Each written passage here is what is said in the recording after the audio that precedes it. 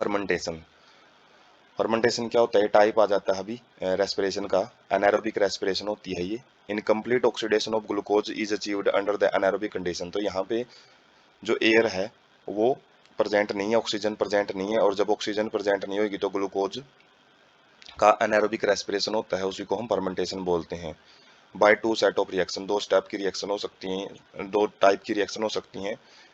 तो alcoholic fermentation, जिसके अंदर क्या होता है, पायरुविक एसिड को CO2 और इथेनॉल में कन्वर्ट किया जाता है by pyruvic acid decarboxylase and alcohol dehydrogenase. ये दो एंजाइम इसमें काम करते हैं, जिसके अंदर अल्कोहल बन जाता है। जो यीस्ट के द्वारा जो अल्कोहल बनाया जाता है, तो वो इसी प्रोसेस के द्वारा बनाया जाता है। उसके बाद लैक्टिक एसिड फर्मेंटेशन। और लैक्टिक एसिड फर्मेंटेशन है, ये आपको कहाँ पे देखने को मिलेगा, जो हमारी मसल्स हैं, other organism like other bacteria produce lactic acid from the pyruvic acid. तो कुछ बैक्टीरिया भी होते हैं जो कि लैक्टिक एसिड बनाते हैं पायरुविक एसिड से। और जबकि एनिमल के अंदर भी जब मसल्स ज़्यादा एक्सरसाइज करती हैं तो जो पायरुविक एसिड है वो लैक्टिक एसिड में कन्वर्ट हो जाता है, किसके द्वारा, लैक्टेट डिहाइड्रोजिनेज एंजाइम के द्वारा। और कई बार पूछ लेते हैं कि जब हम विग्रस एक्सरसाइज करते हैं, बहुत तेज एक्सरसाइज करते हैं, तो हमारा थकने का कारण क्या होता है, हम थक क्यों जाते हैं, क्योंकि हमारे मसल्स में जो ये लैक्टिक एसिड है ये एक्यूमुलेट, ये होना स्टार्ट हो जाता है, जो एक टॉक्सिक सब्सटेंस का काम करता है।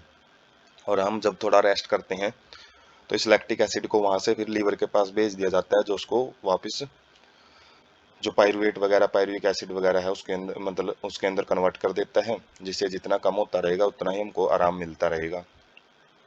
तो रिड्यूसिंग एजेंट इज NAD+H+।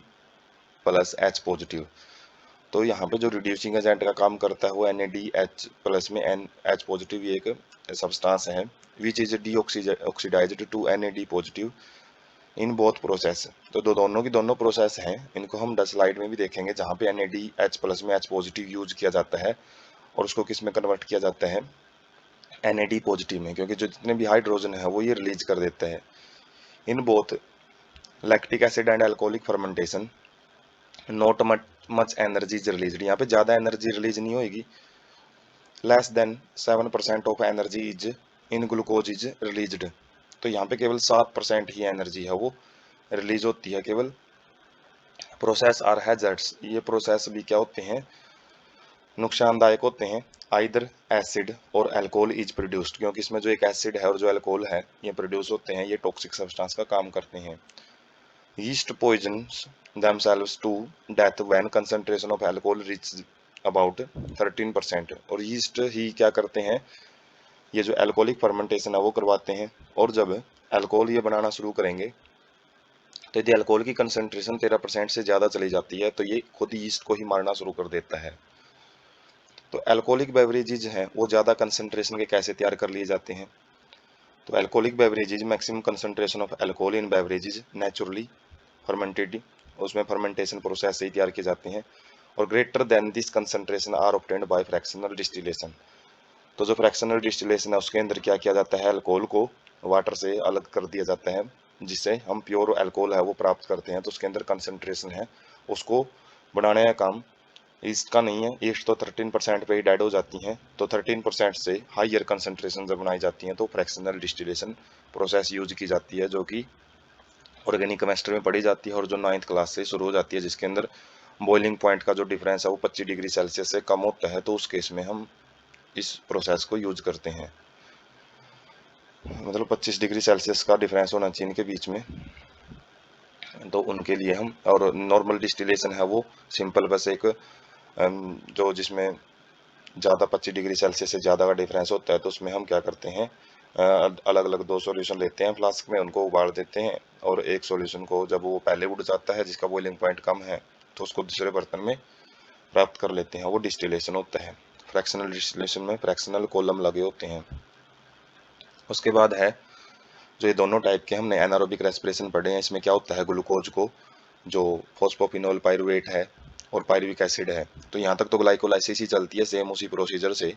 और यहाँ पे हमने देखा है जो ग्लाइकोलाइसिस में 2 ATP का सिंथेसिस होता है, जबकि जो NADH यहाँ पे जो बनता है NADH और H+, इसको ये वापस यूज कर लेते हैं। जब लैक्टिक एसिड फर्मेंटेशन, उसमें देख सकते हैं पायरुविक एसिड को जब लैक्टिक एसिड में बदला जा रहा है तो NADH को यूज किया जा रहा है। तो जो यहाँ पे NADH बना था उसको ये वापस यूज कर लेते हैं, तो कोई NADH तो एक्स्ट्रा बनता ही नहीं है इनके पास। बस 2 ATP जो हमने ग्लाइकोलाइसिस में पढ़े थे कि net gain of ATP 2 ATP होते हैं, तो दोनों के अंदर वो 2 ATP ही बनते हैं। तो पूछ ले जाता है कितने ATP बनते हैं एनारोबिक रेस्पिरेशन में, केवल 2। और जो लैक्टिक एसिड डिहाइड्रोजिनेज है वो लैक्टिक एसिड में बदल देते हैं इसको, जो पार्शियल ब्रेकडाउन होता है जिसमें कुछ ना कुछ ऑक्सीजन की प्रेजेंस रहती है। लेकिन यहाँ पे ऑक्सीजन बिल्कुल ही एब्सेंट होती है, जिसके अंदर जो यीस्ट है वो इथेनॉल और CO2 में बदल देता है पायरुविक एसिड को।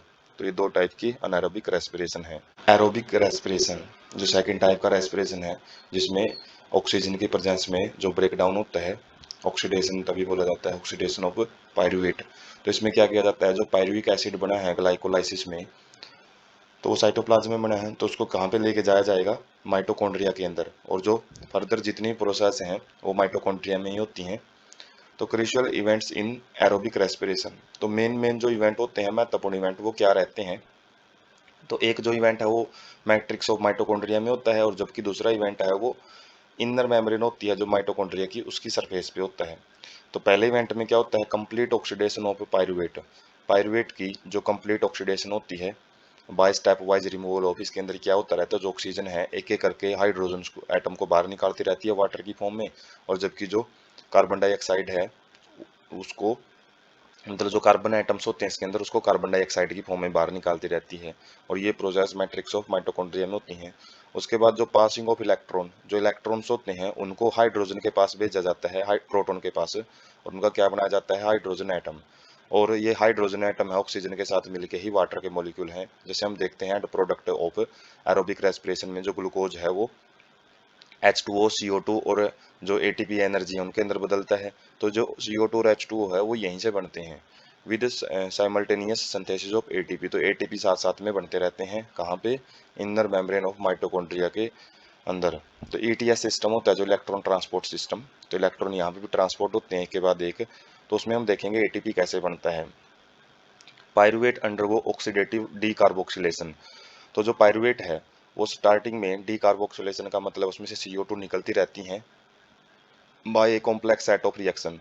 तो अलग अलग रिएक्शंस के एक सेट होता है, एक के बाद एक रिएक्शन होती हैं, और उन रिएक्शन को जो एंजाइम कैटालाइज करता है, मतलब उन रिएक्शन को हेल्प करता है रिएक्शन को होने में, तो पायरुविक डिहाइड्रोजिनेज एंजाइम के द्वारा वो कैटालाइज की जाती है रिएक्शन, एंजाइम का नाम है।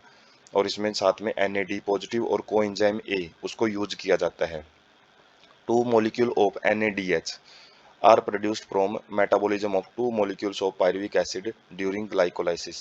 तो ग्लाइकोलाइसिस में हमने देखा था कि जो दो NADH के मॉलिक्यूल वो बन रहे थे जब पायरुविक एसिड के अंदर बनाया जा रहा था किसको, ग्लूकोज को। Acetyl coenzyme A then enters a cyclic pathway tricarboxylic acid cycles Krebs cycle.